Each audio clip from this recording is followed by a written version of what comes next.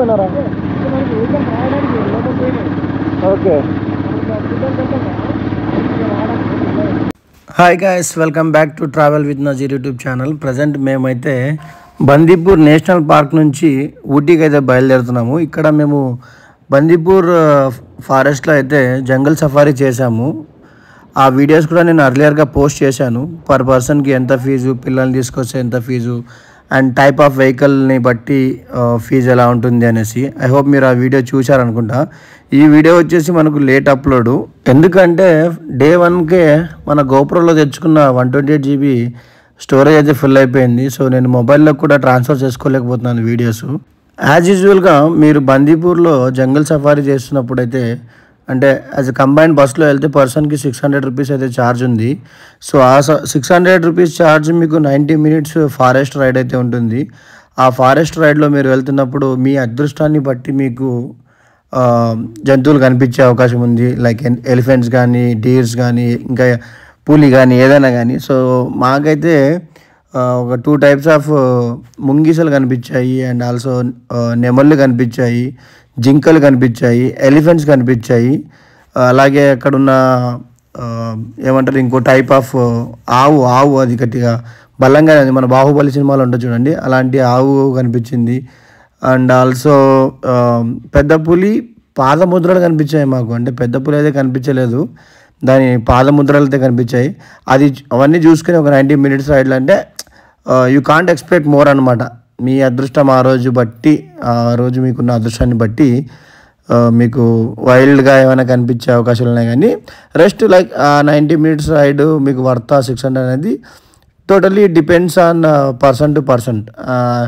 అది ఒక పర్సన్ యొక్క పర్సెప్షన్ మీద ఆధారపడి ఉంటుంది. లైక్ వాళ్ళు ఆ నేచర్ని ఎలా ఎంజాయ్ చేశారనేసి.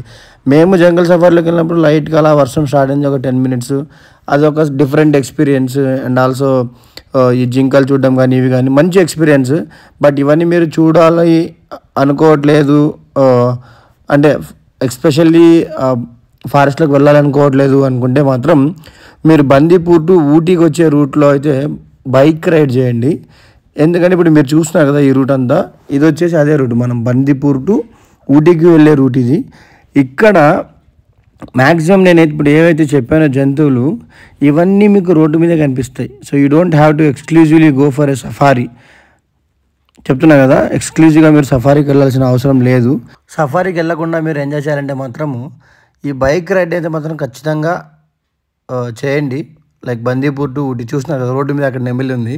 సో ఇలాంటివి చాలా ఉన్నాయి. అంటే కుప్పలు కుప్పలుగా మీకు జింకలు కనిపిస్తాయి, రోడ్డు క్రాస్ చేస్తూ, యాజ్ వెల్ యాజ్ నెమళ్ళు, జింకలు, ఏనుగులు అన్నీ కనిపిస్తాయి. అంటే ఆ రోజు మీకున్న అదృష్టము దురదృష్టాన్ని బట్టి.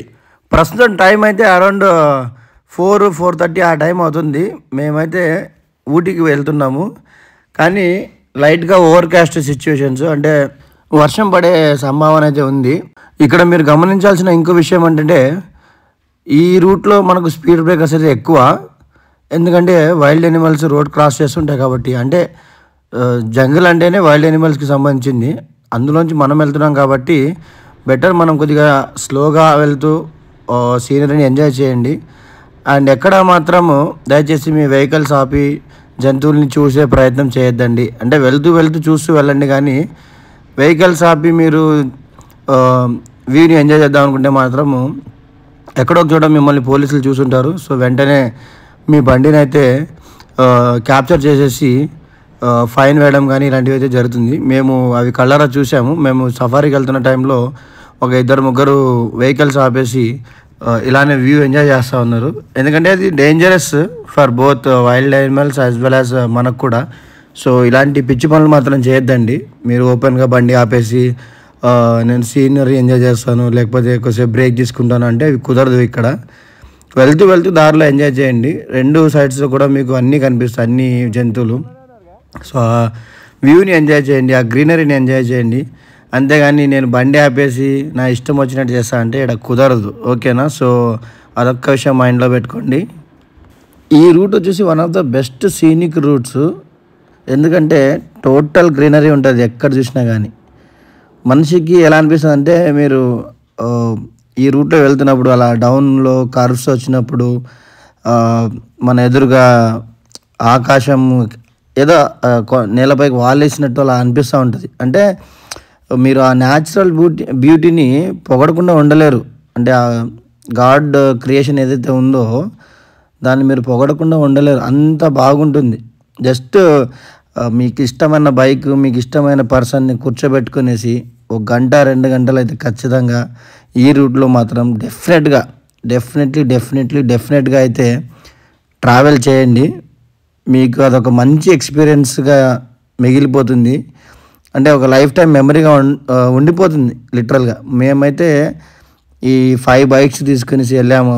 మాకైతే లిటరల్గా మా వాళ్ళందరూ కళ్ళ ముందు ఇట్లా ముందుకు వెళ్తామంటే అసలు ఎంత ముచ్చటగా ఉందంటే అంత ముచ్చటగా ఉంది అసలు.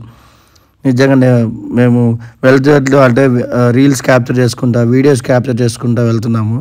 అయినా అది సజెస్టెడ్ కాదు, బట్ స్టిల్ అదొక మెమరీ లాగా అనేసి మేమైతే తీసుకున్నాము. రియల్లీ వర్త్ ఈ జర్నీ ఏదైతే ఉందో ఇక్కడ నుంచి మనకు బందీపూర్ నుంచి ఊటీకి. ముందుకు వెళ్ళే కొద్దీ ఇంకా మీకు నేచురల్గా ఆ వ్యూ ఇంకా దాని బ్యూటీ పెరిగిపోతూనే ఉంటుంది, కానీ అసలు తగ్గదు. అంటే లైట్గా పొగమంచు స్టార్ట్ అవుతుంది, కొద్దిసేపు ముందుకెళ్ళగానే ఆకాశం కింద వచ్చినట్టు అనిపిస్తుంది.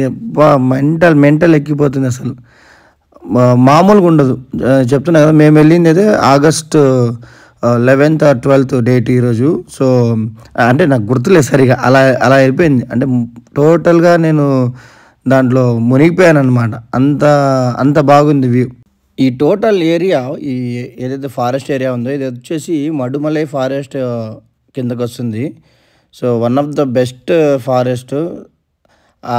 మేము జంగల్ సఫారీకి వెళ్ళినప్పుడు కూడా గైడ్ మాకు చెప్తా ఉన్నాడు, ఇక్కడ దొరికే రేర్ బర్డ్స్ ఏంటి, ఎన్ని టైప్స్ ఆఫ్ బర్డ్స్ ఉన్నాయి ఇక్కడ, అలాగే టైప్స్ ఆఫ్ యానిమల్స్, ఇక్కడ రేర్గా దొరికే యానిమల్స్ ఏవే ఉన్నాయి, అవన్నీ డీటెయిల్స్ ఎక్స్ప్లెయిన్ చేస్తూ ఉన్నారు. మీరు సఫారీకి వెళ్తే ఏమవుతుందంటే మీకు ఇన్ఫర్మేషన్ తెలుస్తుంది. ఇంకోటి న్యాచురల్గా అంటే సహజంగా ప్రకృతిలో ఆ జంతువులు వాళ్ళ జీవనాన్ని ఎలా సాగిస్తాయి, అవి ఎలా ఆడుకుంటాయి, వాటర్లో ఎలా ఆడుకుంటాయి, అవి వేరే తోటి జంతువులతో ఎలా ఉంటాయి అనేసి మీరు న్యాచురల్గా చూడొచ్చు. ఏదో జూలో అక్కడ ఇక్కడ చూస్తే వాటిని బంధించేసి ఉంటారు. మ్యాక్సిమం అక్కడ ఏమి ఉండదు మీరు చూడడానికి. ఏదో వాటికి అన్నం వేసి అవి తిని పడుకుంటూ ఉంటాయి. మీరు రాళ్ళు గిళ్ళు కొట్టేసి వాటిని లేపేసి ఆ సింహం గాండ్రిచ్చింది, పులి వచ్చింది అనేసి చూస్తాం. కానీ న్యాచురల్గా అవి వాళ్ళ లైఫ్ని ఎలా లీడ్ చేస్తాయి అనేసి మీకు ఓన్లీ ఇలాంటి ఫారెస్ట్లో మాత్రమే ఆ ఎక్స్పీరియన్స్ దొరుకుతుంది. సో సఫారీ కన్సిడర్ చేసుకోండి.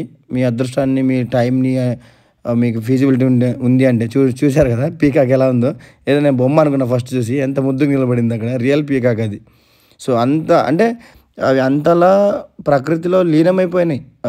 మనం పక్క నుంచి వెళ్తున్నా వాటి పని వాటివే, మన పని మనమే అన్నట్టు ఉండాలి. కానీ నేను నిలబడి ఫొటోస్ తీసుకుంటా అంటే కుదరదు. మావాడు ఇక్కడైతే అలా